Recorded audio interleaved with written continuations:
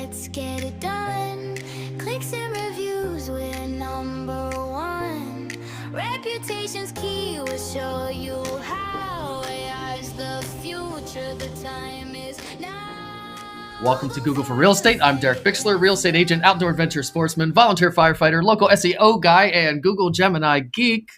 Let's get into it. I guess we'll start with some Ask Me Anything before I get into a few tips and tricks and news items and all that as usual. So does anybody have any questions or issues with Google Business Profile, local services ads, other Google ads, websites, web page creation, SEO in general, article writing we've been talking about a lot lately? Anybody have any questions or issues about any of that? I do. How are you doing, Derek? Thank you for doing this. I appreciate it. I wanted to know, last week you were talking about the local Google ads, and you were saying that you can see your impressions of who's seeing the ad. And I lost where you were, and I'm sorry to bring it up again because I know you talked about it last week. I just want to know where I can see the impressions. Thank you. All good. Yeah. Make sure you're in your local services ads dashboard, number one, which should have like a blue banner at the top and be a pretty basic dashboard. If you're in a really complicated looking thing, you're in the other Google Ads dashboard. So assuming you're in the right dashboard, you would click the sandwich menu in the top left if you're on the computer, and then it would be the reports tab. So the reports tab in the local services ads dashboard is what you're looking for. And then that'll show you how much you've spent, the impressions. And again, what you really want to look at is there will be across the kind of middle of the page, there will be three numbers. Your impressions will be the first one, and you do want to look at that, see what's up. And then the middle one, like I said, would be 100% usually because you're always in the expanded list. But then the number you really want to look at is on the right, the absolute top impression share. I forget what it is. It's probably like 2%, 10%. Between 2 and 10 is what I quote. Could be higher, hopefully not lower than 2-ish. So that number you want to look at a lot too, because you could have 1 billion views, but if your percentage is 1%, that just means you're in a huge market. So there's tons of searches. So technically your ad is in the results, but doesn't mean anybody's really seeing it or paying attention to it or focusing on it. So views do matter, but the number, that low percentage on the right, is the number you really want to look at and try to get up if you can. So reports tab. Okay, Anybody I see else? it. Thank you. Yep. Top impression rate, 97%. So I guess that's good. And then absolute top impression rate, 31. Thank you so much. I appreciate it. And I have one more question. I think it was October, November of 2025. And I never changed the address on my Google My Business. And I don't have another office. I'm still looking for office space, commercial. So am I going to get in trouble? What do I do about that? And then my brokerage, isn't local. So it's not going to help me to, put a Miami one when I'm from Lakeland. Gotcha. So the location where you were is just now vacant, or some other business? Another business went in. It's interior decorator. The only risk there is if the Google car goes past and they scan it and do that type of thing and figure out like that business I don't think is there anymore, then you might see like in your dashboard suggested change that you're not there anymore, or you might get suspended because that's probably what they would do in that case. And then you just got to change your address and prove that you're at the other address. So unless the Google car, which chances of that probably wouldn't happen, or a person reporting it because they noticed it was wrong, that could happen. But chances of that are also slim. However, you don't want to leave it the wrong address for compliance either, just for state compliance and stuff. And you don't want to get suspended. There are possible chances of that happening.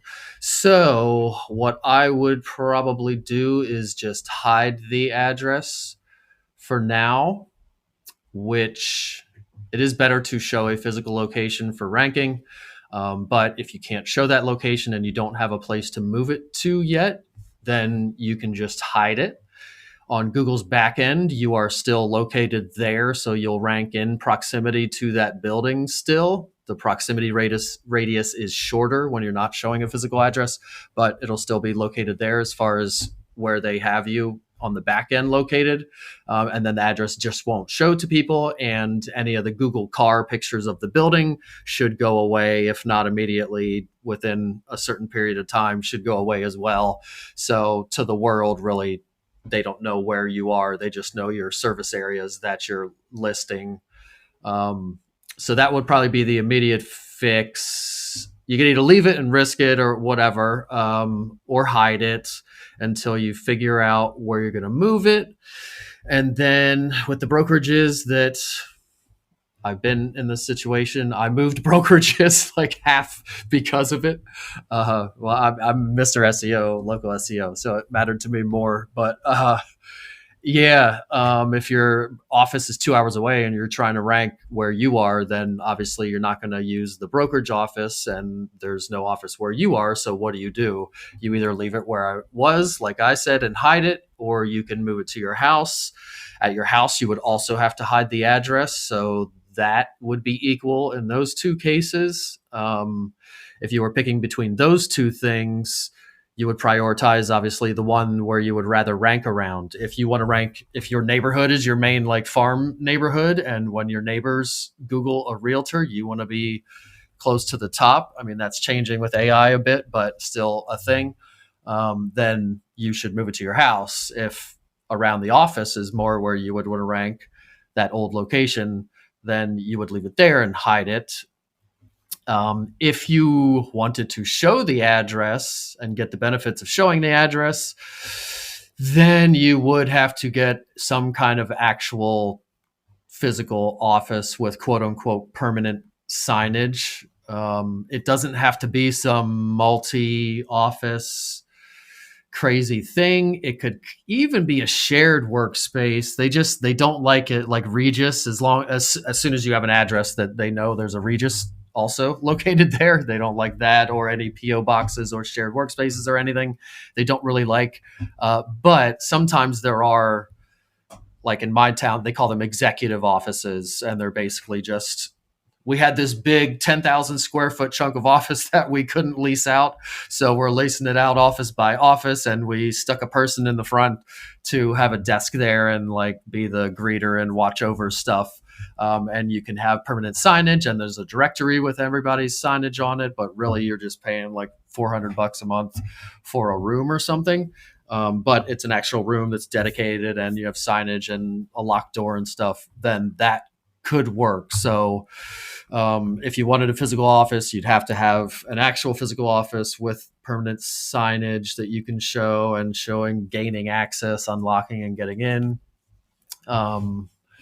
But it doesn't have to be some big giant office. It could be some small thing. And I didn't say it, but you could fake it too, I suppose. If you had a friend that had something where you could set it up like that, order some kind of directory sign, hang it on the wall. I'm sure you could do that with some kind of removable, wouldn't really mess anything up. Spend $50 on that, put another sign on your actual door, $50.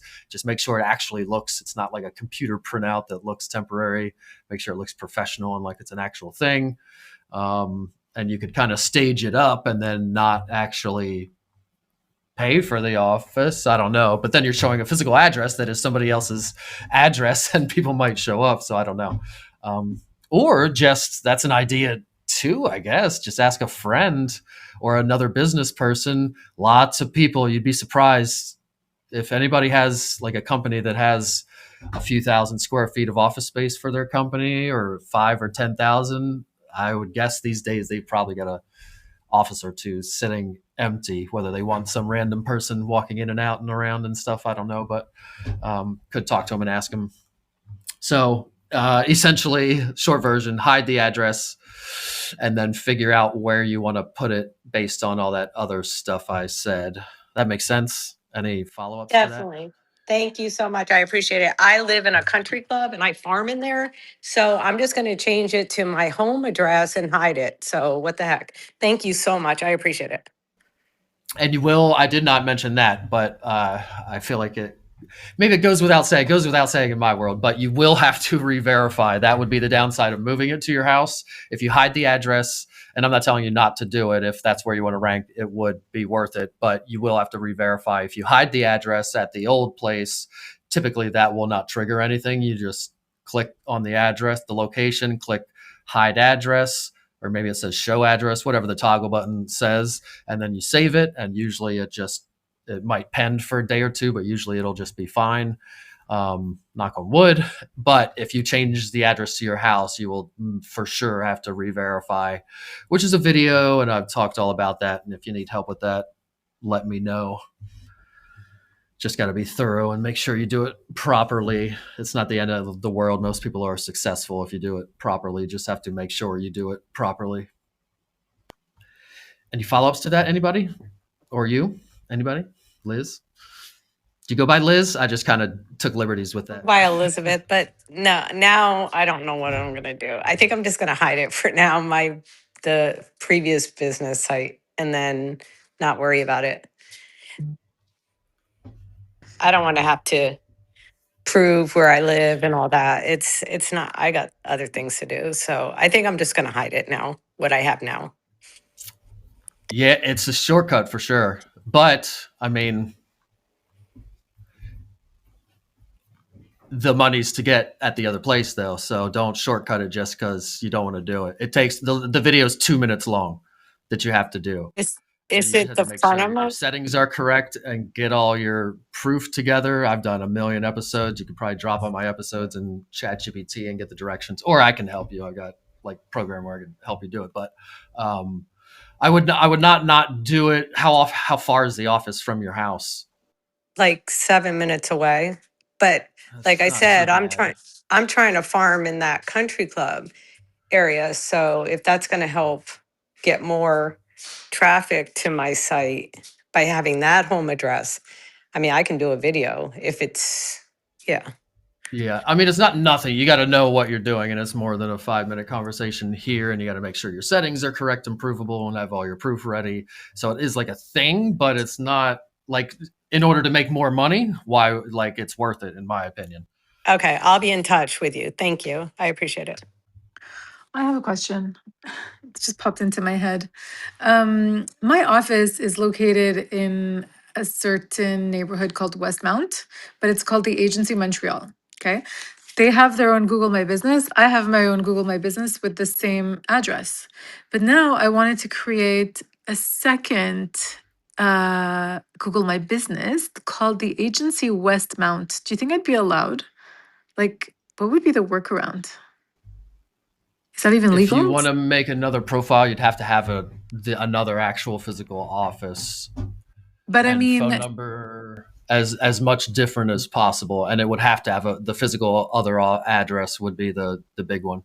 because we all have our Google My Business and we all have the same address, right? Yep. So I would just have to have another phone number and another name. So you're talking about making another agency profile at the same location Yeah. where there is already an agency profile and multiple agent profiles. Exactly. So right now it's called the Agency Montreal. That's a big but old no. I don't. It doesn't even matter what you say. oh, Yeah, I don't. Unless it was. I mean, no. There's an agency profile there, so you'd be competing with that one, and that's a recipe for disaster there. I just feel like they're not using it to the best of their advantage. So might as well. So get Have a control of it. Oh, maybe. Pitch them. Say you were not using it. I can optimize it and make it better, but I want the leads, or I want. Yeah, right. scratch They'll never cards say or yes. something. Yeah, I wouldn't even worry about them. Focus on your own profile. And I know, but mine is just beat not. Mine is just my name, right? it should have the brokerage in it. It does not. Okay, so it should. For sure. Yeah. Everybody's name should be your name, comma, realtor or real estate agent, whichever you prefer. And then space dash space, not a vertical line separator. That's prettier, but that does not compute in some other places. So don't use that. So name, comma, realtor or real estate agent, space dash space, and then Oh. brokerage name. And the brokerage Oh, name you can leave off typically LLC and that ugly crap, just EXP Realty or whatever it is. wait, can you repeat that? Hold on, I'm going to write it down. It's the name, your name. Yep. Yep. Comma, space, and then realtor or Yeah. real estate agent, whichever you prefer. Then space, dash, space, which is just like a separator thing. And then the brokerage name. Interesting. Is there enough room? Because I'm going to people, try. you'll get hits for definitely want the brokerage name in there, partially from compliance too, but mostly because people do Google brokerage names and you can get hits by that. And usually the brokerages, like you said, spend no time on it. So all the agents get the brokerage searches because the agents are Mm. the ones spending the time on the profiles. Okay, I'm You going could to even test put the that. brokerage first. You could talk me into that maybe. If you could try the Really? brokerage first if you wanted to accentuate the brokerage, and then you as the secondary thing. Huh. Interesting. Okay, I didn't know this. Thank you. Yeah, and if you're doing it right this second, caveat doesn't usually trigger a re-verification, renaming it, especially if it's not like radical, but possible, always possible. Name and location, probably the two biggest things. Location for sure always triggers it. Name usually doesn't, but is possible. Usually if you're just changing it from like that and not from like Derek Bixler Realtor to Johnny's Plumbing, like that's a different business. Or if it was Derek Bixler Realtor to just agency, that might not compute itself. It is still real estate agent, so it might, but yeah, everybody's name should have your agency in it for sure, both for compliance and because you'll get views because of it. And people will use you'll always look in your analytics, your performance in your Google business profile if you're showing a physical location, and you'll look at the directions buttons. It tells you how many times people have clicked the directions buttons. It's always like 750, and nobody has. We don't have 750 clients the last 6 months or whatever. Yeah, that's what it defaults to, time period. So that means people are using your profile to drive there, and maybe it's you using your own profile to drive there or something. All right, cool. Jump into my things here. Best real estate agent in Carlisle, Pennsylvania article. I feel like I talked about this. I feel like I talked about everything before because we're in rooms and I do talk about things and then I just don't say it in here, but it's on my list. So I'm going to assume I didn't talk about it here. I did put a prompt in the Facebook Real Estate All Day group and possibly on my Facebook business page for creating a best real estate agent in your town article. Basically, it's just prompts to research the other ones. However, I did mine. I think I did best out of the best top 5, and I'm number 2 on it. So I don't want to be too well, that's because I'm putting it on like a news site that I own. So I'm kind of demoting myself, but you could possibly put yourself number 1 in the way that I'm suggesting everybody do it. And then that is, so there's a big trend, or there was a big trend of HVAC companies, lawyers, all kinds of local type high dollar businesses doing these listicles, best thing in town articles on their own site. So they literally just write an article, best real estate agent in Carlisle, Pennsylvania. And I would put that on my own real estate agent site and it would actually work for SEO and get clicks. So everybody did it, best real estate agent near me, all that kind of stuff. And you put it on your own site. However, self-serving listicles like that, Google is kind of cracking down on it. They get it. They're catching on. They've already caught on, and they are now policing it a little bit harder. So we don't want to. Plus, that's just dumb. I feel like even if you won SEO wise, if somebody clicks on it and comes to your site, are they not gonna like see that you are writing the article that calls you number 1? But anyway, so I wouldn't put it on my own site. However, on other people's sites, like me, I'm putting it on a whole separate site that is like a local news site that I do, blog, whatever you want to call it, that isn't really about me or talk about me or anything. So I'm going to put it there. I think agents could put it on. You want to stick with local sites. You want to get backlinks and mentions like we talk about from other local sites, like being on in the US Times or some big Us Weekly or something would be great, but that's a national thing and not tied to local stuff. And we're really local related. So you really want to get, if you're getting into in news articles and stuff, into local papers, or if you're getting guest blogging articles, writing a blog post on somebody else's in order to get your link and your information on their website, you would do it on local sites. And the same thing is true of this best real estate agent in Carlisle, Pennsylvania, or your town article would be to get maybe, I've been saying lender, but then right as I was about to say it, I'm thinking lender, they're probably like us. They can't really recommend one. I mean, the list would have more than one on it, so maybe they could do it,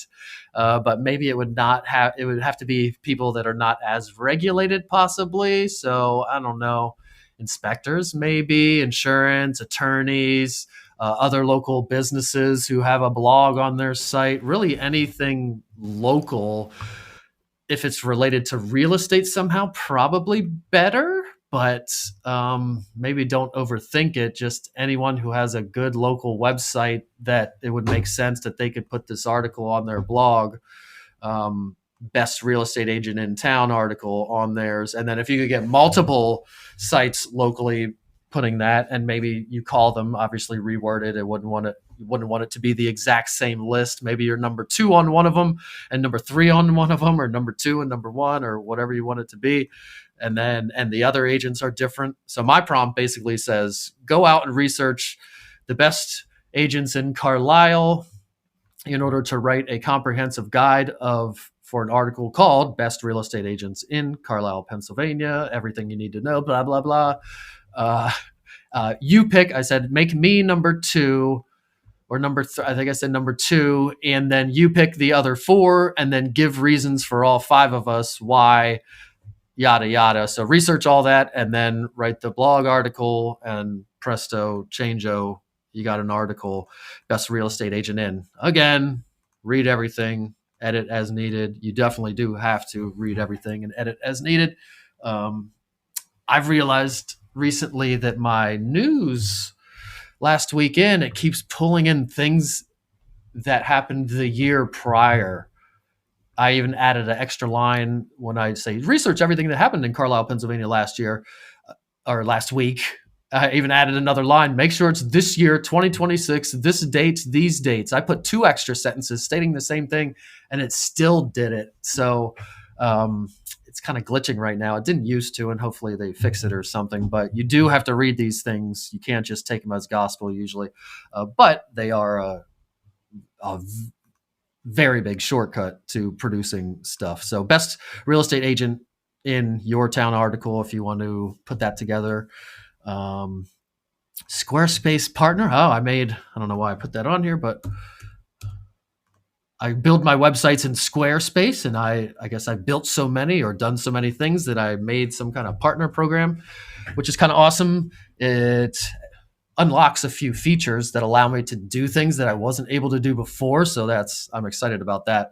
Like when I create a page, I can now save it to my account and then use that page or that layout on other sites, rather than before I didn't have that capability and I had to like recreate it all together. So features like that, kind of cool. Not that really matters to anybody here. Personal intelligence coming to free accounts on Gemini. So previously, to customize Gemini really well, you had to be on a paid plan and then you would click settings and it would take you to personal intelligence is the button. And then you can turn on the memory, the connected apps, and the instructions. And the connected apps allow you to plug into your Gmail and your email, yada, yada. And if you do it on your phone, you can give it access to text messages and things like that.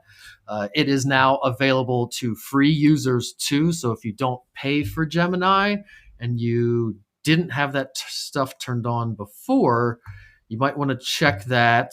Again, it would be under settings.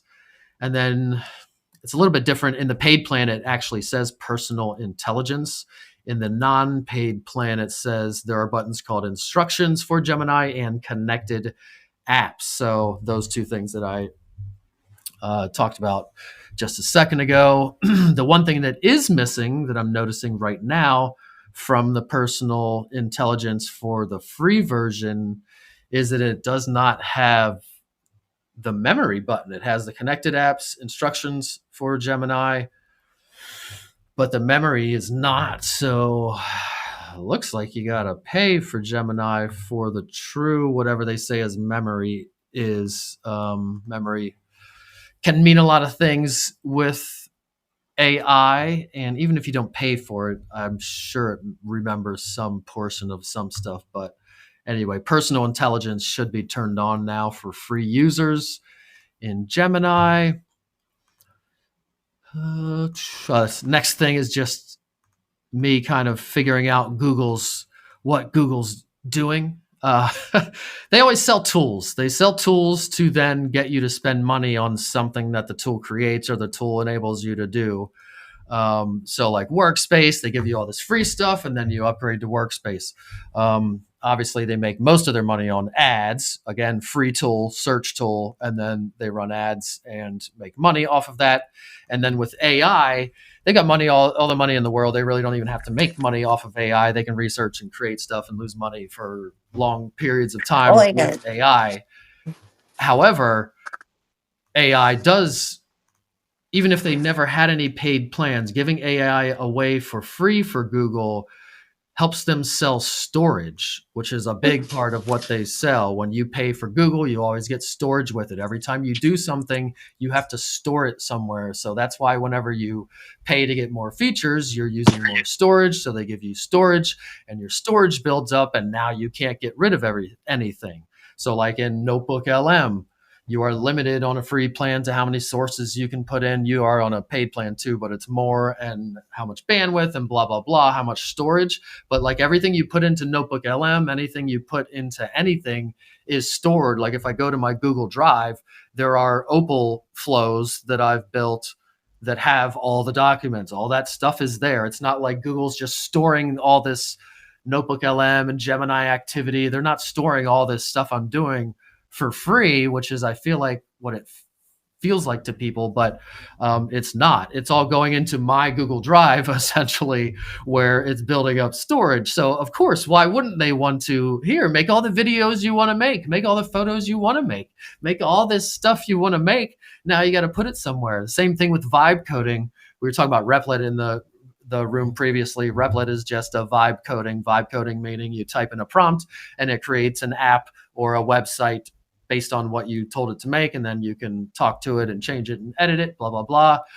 Google also has that, Google AI Studio, or even just in regular Gemini, you can click Canvas and say, make me a website about this, and it'll pop it out, and then you can change it. But then once you've vibe coded these things, it has to live somewhere. So it gives you this website for free. Here's all the code for the website or the app. And we built this whole thing and it's awesome. And then you kind of get there and you're like, oh, all right, now how do I actually like send this to people or put this out there in the world? And you can, there is like a share button and you can share within Google's system, your app or your website, but it's not fully out there published like it would be a normal website or app. So then you have to figure out, where am I hosting it? Oh, well, guess what? We'll host it right here. We've got a program right here with storage and all this stuff for you. You can host it with us. So giving away all this stuff helps them sell their other things. What else? And the video creation and the image creation, that's all in Google Ads. That's all benefits them as well. People need more photos, more videos, more personalized stuff on demand for ads and things. So creating tools that seem like, here, everybody gets to make pretty pictures. Isn't that awesome? Really is just helping them make more ads and sell people more ads. So I still love Google, love all the tools and everything, but kind of have to read into things. They're very good at creating free tools that they then monetize or get you hooked on, and then you're kind of in their ecosystem using their stuff forever. I'm definitely an example of that. New image aspect ratios in Flow.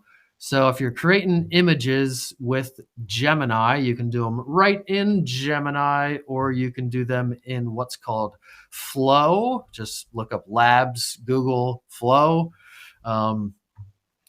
you can get a little bit higher quality output, supposed to be able to, on photos and videos using Flow. You can use it for free, and if you pay for it, you get higher limits. But anyway, there are new aspect ratios. You used to only be able to do vertical and horizontal, and now they added square. And what was the other one? 4x3, square, 3x4. So they added a few of them, but not 4x5. Isn't that what Instagram is? 4x5, something like that. So a little bit better in Flow. And you can try it. Sometimes Flow will give better outputs. Like I said, you can sometimes get higher quality, higher res outputs in there if you're paying for it. Also, you can create nano bananas for free in Flow. At least with the paid one, it's unlimited. It doesn't use any tokens. In Gemini, it will time out at some point. If you're making videos in Flow, you'll get like 2 a day for whatever reason. It uses a lot of tokens real fast. Even on my paid plan, I can make like 2 or 3, and then I'm cut off of Flow till like next month or something. So you can check out Flow if you want, but new aspect ratios in there. I think in Gemini, when you make an image, it's still only... Does it let you pick? It doesn't let you pick. You can put in your prompt for sure, square or 3x4. So I don't know why they would even in Flow need to add more aspect ratios. Maybe in Flow you have to pick an aspect ratio, and whatever you pick is what it's going to be no matter what you say in your prompt. Because in Gemini, for sure, all the time I say, make this into a square version, or make this into a wide version, or make this into a vertical version. And it does what I say. The wide version, 16:9, is always ever so slightly off. I don't know why. Their pixel count's off. When I pop it into Canva to remove the watermark, it's always slightly not the same size. So watch out for that. But anyway, new aspect ratios in Flow, or if you're unfamiliar with Flow, you can check that out for photo and video creation with Gemini. New page attribute. This has to do with Google Business Profile. These things don't happen very often, so I guess somewhat big news, big little news. In your Edit Profile tab on your Google Business Profile, all the way at the bottom, you would see these things that they call attributes. They're just pretty much things that show up if somebody clicked to look at your About section on your Google Business Profile. There would be a bunch of check marks. Do you have a wheelchair accessible restroom, wheelchair accessible parking? Do you have parking lot, parking garage, appointment required or not? What languages you speak, all that kind of stuff. They just added a new one. I noticed it a few days ago, and I'm in here all the time, so it can't be more than a week old. Place page attributes. So it's an attribute called place page attributes, which is kind of dumb. But when you click it, it gives you a primary chat. So really, there's only one thing in there. I would imagine maybe more place page attributes are to come to select in here. But right now, if you click it, it's just going to say primary chat and then give you the option for Facebook Messenger, Kakao Talk, don't even know what that is. Kakao Talk, Line, don't know what that is either. All caps Line, text message, or WhatsApp. And obviously, we're all going to do text message, or that's what I'm doing for everybody. Facebook Messenger, maybe, but probably not. So text message I would do if you're a WhatsApp person or an international person.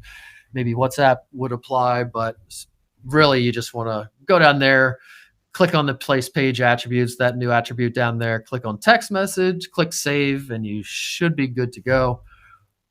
It's very redundant because there's already your phone number that they can click, that they would then be able to text or call you, their choice on their phone. Usually it doesn't just automatically call, it goes to their phone app to do something. And then there's also a chat button, separate chat button that is also for text messaging or messaging the business, where we put our text number, our cell phone number. And now we have this other third place where we can call out that the primary chat place for me is on text message. So if you are anal like I am with all my profiles and you want everything to be perfectly done the second they come out with something new, you can click that Edit Profile tab, scroll It's the third one all the way to the bottom. Place page attributes, set it to text message, and you should be done.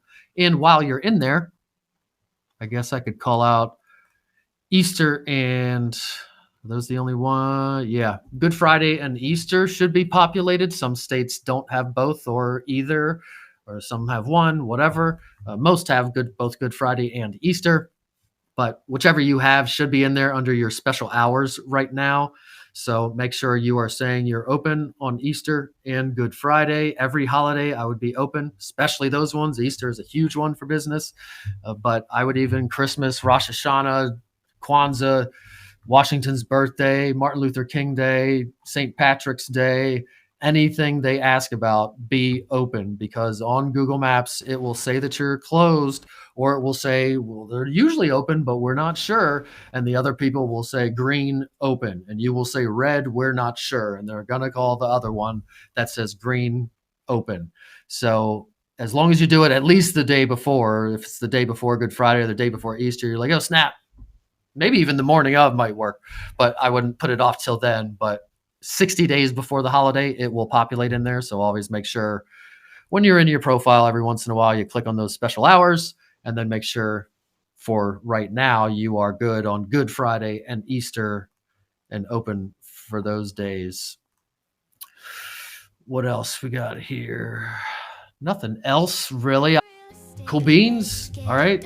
Let you all go early. Have a good hump day. And Thanks, Derek. Reputation's key will show you how. AI is the future. The time is now. Google for real estate. Let's go. Agents and agencies.